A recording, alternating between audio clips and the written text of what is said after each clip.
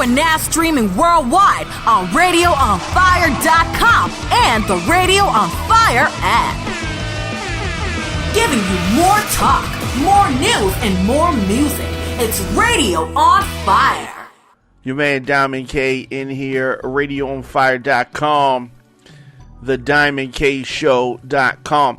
So after much back and forth, much speculation, political seesaw, a lot of tactics taking place, Attorney General William Barr was on the hot seat. The House Judiciary Committee had a combative hearing where they clashed with the Attorney General. The hearing jumped from topic to topic. It was rude at times. There was a lot of jousting taking place. William Barr has occupied the office for 17 months, and his tenure has been nothing if not controversial. Radio on Fire pulled some of the key takeaways, at least from my perspective, from Barr's first appearance before the Judiciary panel. Number one, Democrats were out for blood. Can't say that I blame them. House Judiciary Chairman Jerry Nadler and the rest of the Democrats did not cut Barr any slack. Normally congressional witnesses receive some leeway. They don't do this all the time, so a lot of the time they cut him some slack. Barr was not given that benefit. They repeatedly cut off his responses, accused him of being wrong or just out and out lying, which he did at times. Let me say that. The Dems made it clear that they were not interested in any of the explanations that he offered. Typically, witnesses are given an extra amount of time at the end of questions so they can respond. That was not the case here. Republicans were forced to use their time to let Barr push back on some of the accusations that Democrats made. Number two, black lawmakers called Barr out. Another thing that I'm glad that I saw happen. Some of the most powerful moments today, or during the hearing rather, were when his feet were held to the fire in response to his denial of systemic racism in policing. He defended the response to the nationwide protests following the killing of George Floyd. Rep. Sheila Jackson Lee, who is a Democrat from Texas, she urged Barr to recognize institutional racism in policing.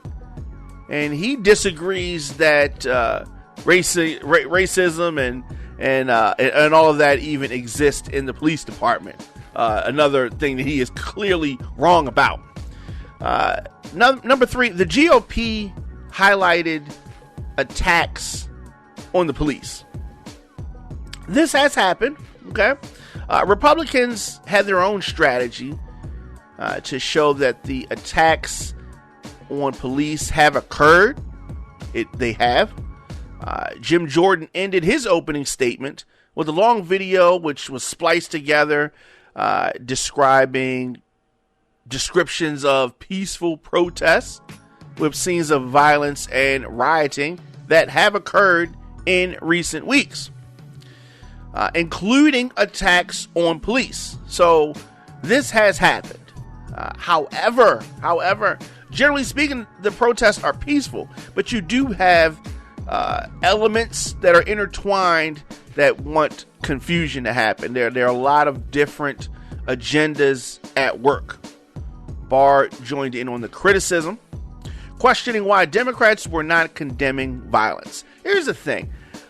The protests that happened about people wanting to wear masks and get haircuts and go to the hair salon and all that. You remember those people that stormed the State House, right? Barr and the federal government were not trying to put those people in check? What about when they came up to the state houses with guns? Oh, they're not trying to protect the courthouses and the federal buildings then.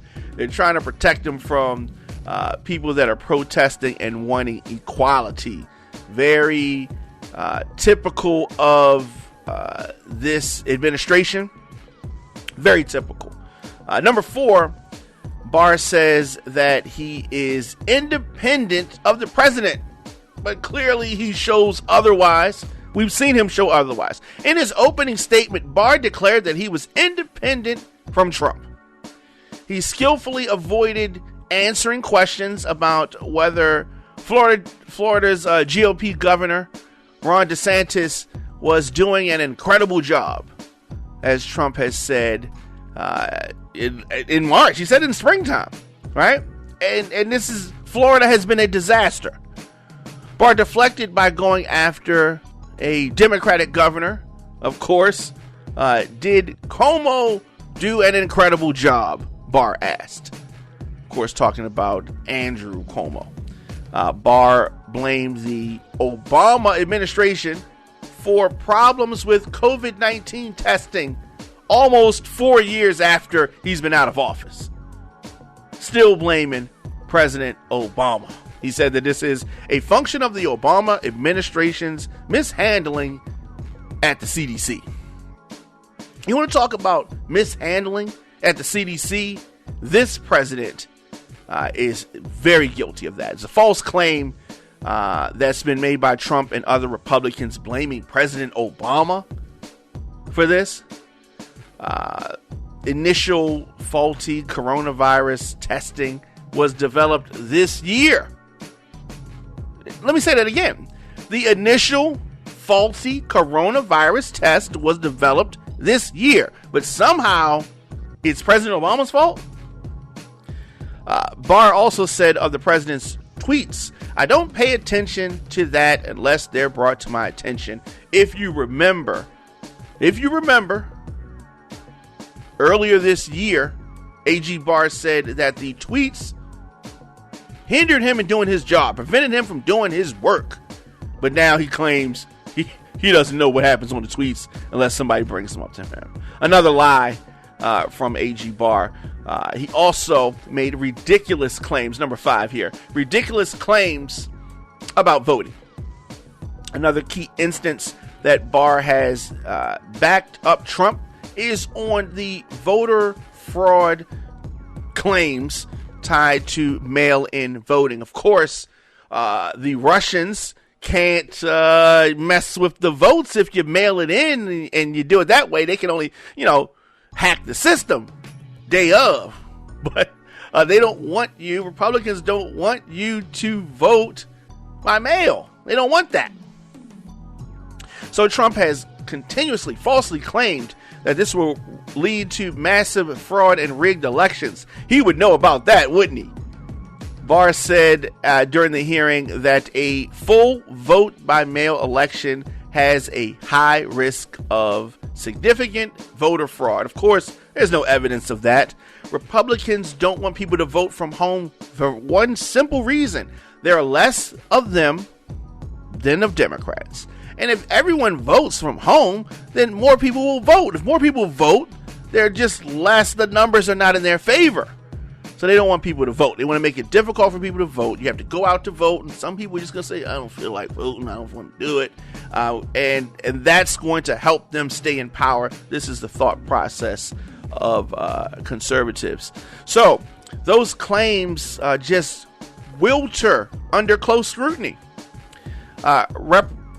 Mary Gay Scanlon, Pennsylvania Democrat, asked Barr to provide evidence that mail-in voting risked, the producing of counterfeit ballots. One of the other allegations that Barr has made about fraud, but he could not do so. He doesn't have any evidence, he said, but he has common sense, and his common sense is what we're supposed to listen to.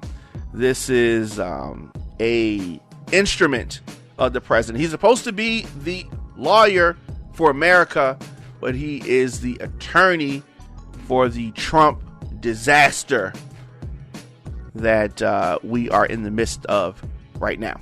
Let me know your thoughts in the comment section. Instagram, Facebook, Twitter, at The Dom and K Show, at Radio on Fire. Of course, I am here weekdays, 7 p.m. at The Dom and K Show, at Radio on Fire.